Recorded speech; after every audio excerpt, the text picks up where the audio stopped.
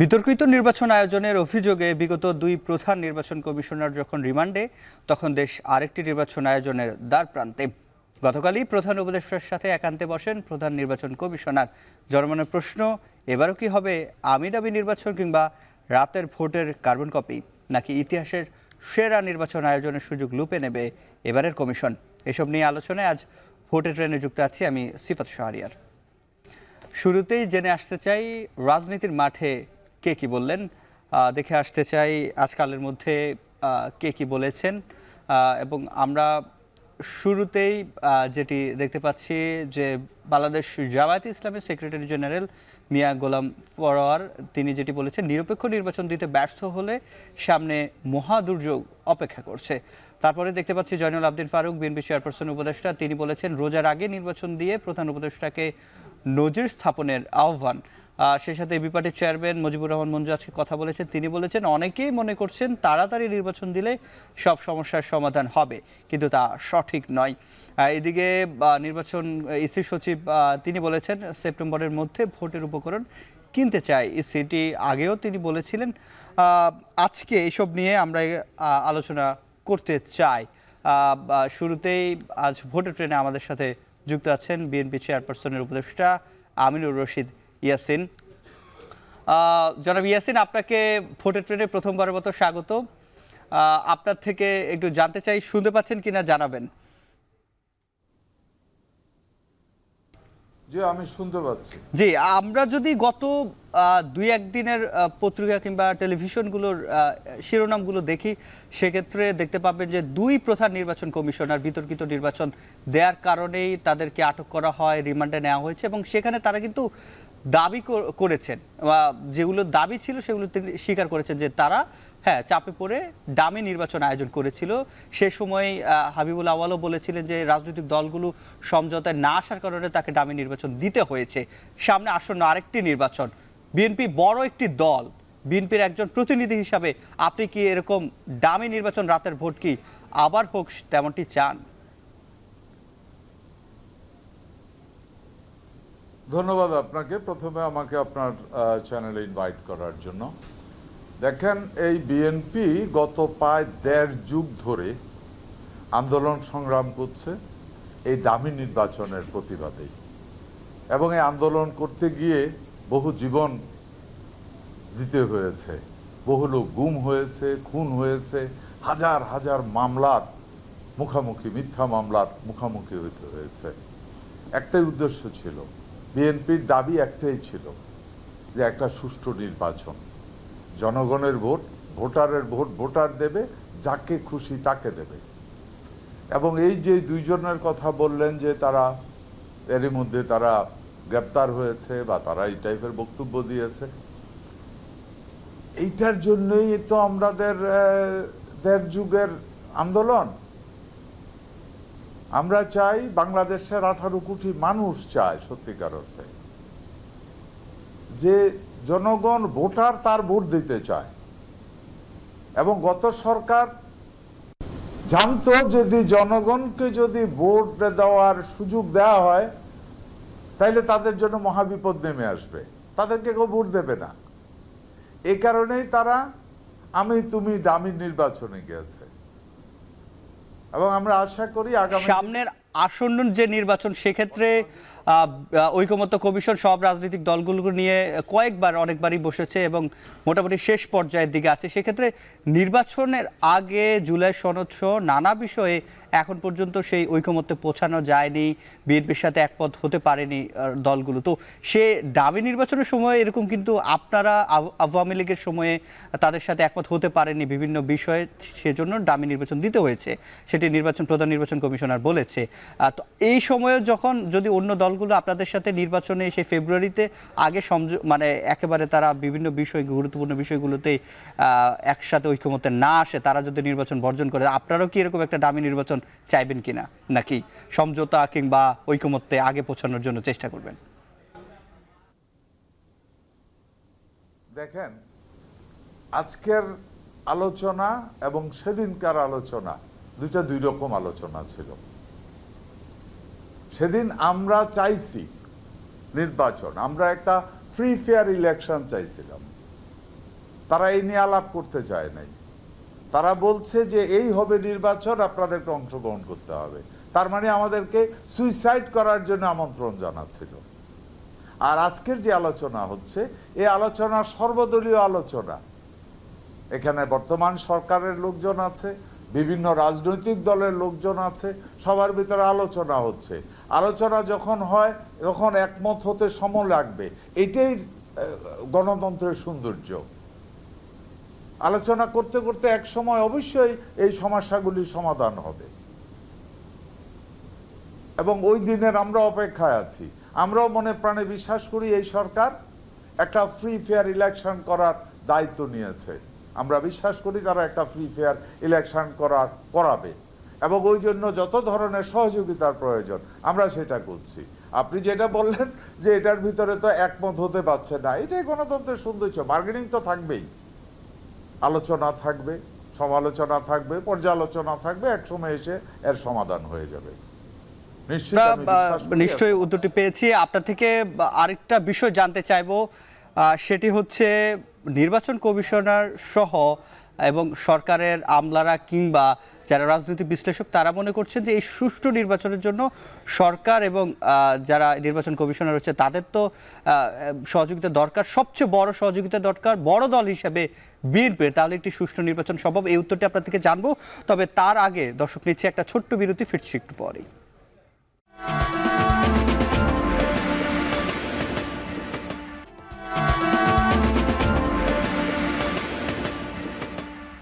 বিরতির পর স্বাগত, দেখছেন ভোটের ট্রেন। আমাদের সাথে যুক্ত আছেন বিএনপি চেয়ারপারসন উপদেষ্টা আমিনুর রশিদ ইয়াসিন। আপনাকে আবারও স্বাগত। যেটি বিরতির আগে জানতে চেয়েছিলাম যে সুষ্ঠু নির্বাচনের জন্য বিএনপি সরকারকে, কমিশনকে সহযোগিতা করার জন্য কতটা প্রস্তুত এবং ছাড় দিতে কতটা প্রস্তুত?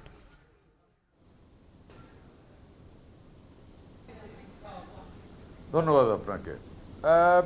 দেখেন, আপনি বলেছেন বিএনপি বৃহত্তম দল। নিঃসন্দেহে বাংলাদেশের বৃহত্তম দল বিএনপি। বিএনপি আগামী দিনে একটা সুন্দর নির্বাচন করার জন্য সরকারকে কতটুকু সহযোগিতা করার জন্য প্রস্তুত, এর জবাব আপনারা কয়েকদিন আগেই দেখেছেন। আমাদের ভারপ্রাপ্ত চেয়ারম্যান সাহেব, বর্তমান প্রধান উপদেষ্টা ডক্টর ইউনূস সাহেবের সাথে লন্ডনে প্রায় 1-1.5 ঘন্টার মিটিং হয়েছে। আমরাও মনে প্রাণে চাই এই আন্দোলনের পরে যে সরকার এসে, বর্তমান যে সরকার আছে, ওনারা যেন সুষ্ঠুভাবে একটা নির্বাচন করে যেতে পারে, এটা আমাদেরও কাম্য। যার কারণে আমাদের ভারপ্রাপ্ত চেয়ারম্যান ওনার সাথে সরাসরি মিটিংয়ে বসেছে। আমার মনে হয় এরপরে আমাদের ইচ্ছা কতটুকু আছে এটা আর বলার অপেক্ষা রাখে না। থেকে যেটি জানতে চাই যে এই যে নির্বাচনের টানেলে প্রবেশ করছে বলে আপনাদের সিনিয়র নেতারা বলছেন, তো সেই ক্ষেত্রে এই নির্বাচনী হাওয়া কোন দিকে বইছে আসলে? সেটি কি একটি প্রতিযোগিতামূলক নির্বাচন হওয়ার জন্য প্রতিযোগিতার দিকে আগাচ্ছে, নাকি আবার সহিংসতায় রূপ নেয় সেই প্রতিযোগিতা? নির্বাচনের আগ মুহূর্তে কি এরকম কিছু হবে? আমরা মনে প্রাণে চাই, বিএনপি মনে প্রাণে চায় একটা প্রতিযোগিতামূলক নির্বাচন হবে। আমরা মনে প্রাণে চাই একটা প্রতিযোগিতামূলক নির্বাচন হোক। এটা চাই বলে আমার দলের ভারপ্রাপ্ত চেয়ারম্যান জনাব তারেক রহমান সাহেব প্রধান উপদেষ্টার সাথে মিটিং করেছে। এটা চাই বলে আজকে আমরা এই যে সর্বদলীয় যে আলোচনা চলতেছে, এতে আমরা অংশগ্রহণ করছি। প্রতিদিন যেদিনে সময় হয় ওই দিনে গিয়ে উপস্থিত হচ্ছে, এবং আমাদের দায়িত্বশীল লোকজন ওখানে উপস্থিত থেকে এটাতে অংশগ্রহণ করছে। আমাদের চাহিদা একটাই, গত 1.5 যুগের চাহিদা ছিল, এখনকার চাহিদা আজীবনের চাহিদা। আমার দল প্রতিষ্ঠাকালীন পরে থেকেই আমাদের চাহিদা একটা সুষ্ঠু নির্বাচন। জনগণ যাকে ভোট দিয়ে নেতা নির্বাচিত করবে, যে দলকে ভোট দিয়ে নির্বাচিত করবে, ওই দল সরকার গঠন করবে, এটাই আমাদের চাহিদা। জনগণ যদি আমাদেরকে ভোট দেয় আমরা নির্বাচিত করব সরকার, জনগণ যদি অন্য জনকে ভোট দেয় অন্যরা সরকার গঠন করবে, আমাদের কোনো আপত্তি নাই। এবং আমরা দেশের বিভিন্ন জায়গায় যেটি দেখছি, আপনাদের সমমনা যে রাজনৈতিক দলগুলো রয়েছে, যাদের সাথে ভোটের আসন ভাগাভাগির আলোচনাও চলছিল, তাদের সাথেও তৃণমূলের রাজনীতির একটা দ্বন্দ্ব দেখা যাচ্ছে। আমরা নুরুল হক নূরের সাথে দেখেছি পটুয়াখালীতে। তো সেক্ষেত্রে যদি বৃহত্তর স্বার্থে কিংবা আপনারা বলছেন ঐকমত্যের ভিত্তিতে একটা জাতীয় সরকার করার কথাও বলছেন, সেক্ষেত্রে যদি নির্বাচন হওয়ার আগে যদি সেক্ষেত্রে ছাড় দিতে না চান, সেক্ষেত্রে আসলে কতটা ঐকমত্যের ভিত্তিতে জাতীয় সরকার তৈরি করা পরবর্তীতে সম্ভব হবে, বা এটা কেন যারা সমমনা দলগুলো আছে তারা বিশ্বাস করবে আপনাদেরকে? ওয়েল, জনগণ এই কারণে বিশ্বাস করবে আমাদেরকে। এখানে আপনার কিছু প্রশ্নের জবাব আমরা নীতি নির্ধারক যারা আছেন, বিশেষ করে স্ট্যান্ডিং কমিটির মেম্বার বা যারা এই মুহূর্তে ওই মিটিংগুলিতে অংশগ্রহণ করছেন, ওনারাই কিছু কিছু ব্যাপারে উত্তর দিতে পারবেন। আমি ওই প্রশ্নগুলি উত্তর দিতে পারবো না। তবে আমরা ফ্রি ফেয়ার ইলেকশন চাই। আর আপনি যেটা বললেন মাঠ পর্যায়ে সত্যিকারই ঘটনাটা কি ঘটছে এটা আমার নলেজে নাই। অনেক সময় অনেক কিছু ঘটনা ঘটে যায়, একেবারে ছোটখাটো ব্যাপার থেকে এটা হয়তো প্রচারণায় অনেক বড় কিছু হয়ে যায়। সো আপনার থেকে আরেকটা প্রশ্ন একটু জানতে চাই, সেটা হচ্ছে এই তৃণমূলের সামনে আপনাদের দেখা যাচ্ছে একই আসনে একাধিক, যেহেতু 15 বছর নির্বাচনে অংশগ্রহণ করেননি, সেক্ষেত্রে তরুণ প্রবীণ অনেকেই মনোনয়ন প্রত্যাশী রয়েছে এবং সেই অনুযায়ী প্রচারণা আমরা দেখছি। তো সেক্ষেত্রে এটা একটা বড় ধরনের দ্বন্দ্বের সৃষ্টি হবে কি না, নাকি বৃহত্তর স্বার্থে সেক্ষেত্রে সমঝোতায়ও আসবে, সেই সব জানবো। তবে একটা বিরতিতে আবারও যাব, ছোট একটা বিরতি নিচ্ছি, ফিরছি একটু পরেই।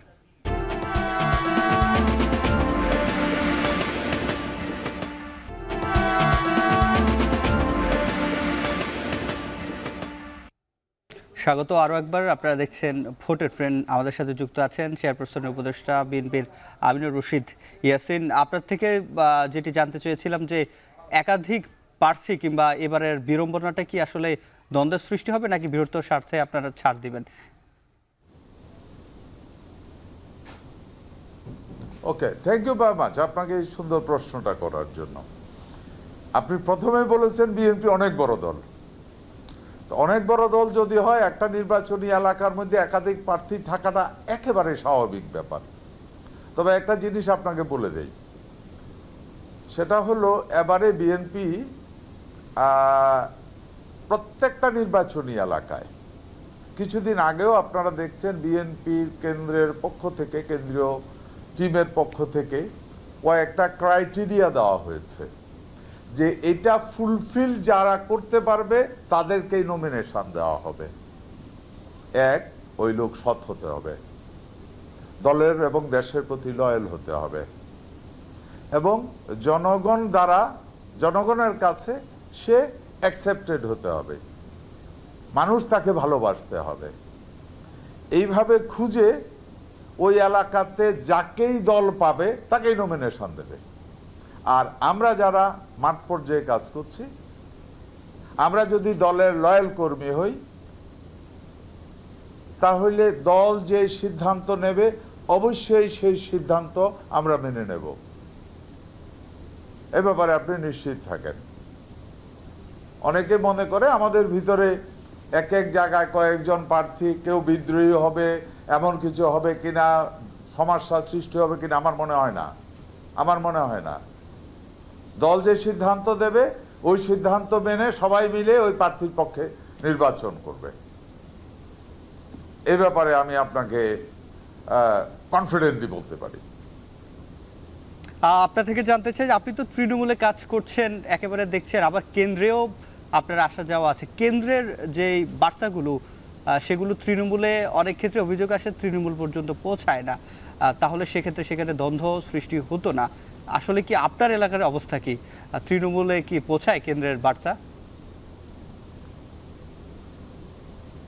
আমি জানি না কেন্দ্রের কোন বার্তা তৃণমূল পর্যন্ত পৌঁছায় না, এমন কোন ঘটনার মুখোমুখি আমি হই। এই যে চাঁদাবাজির বিষয়গুলো কেন্দ্র থেকে আমরা দেখি বহিষ্কারও করা হয়, কিন্তু তারপরও চাঁদাবাজি চলে।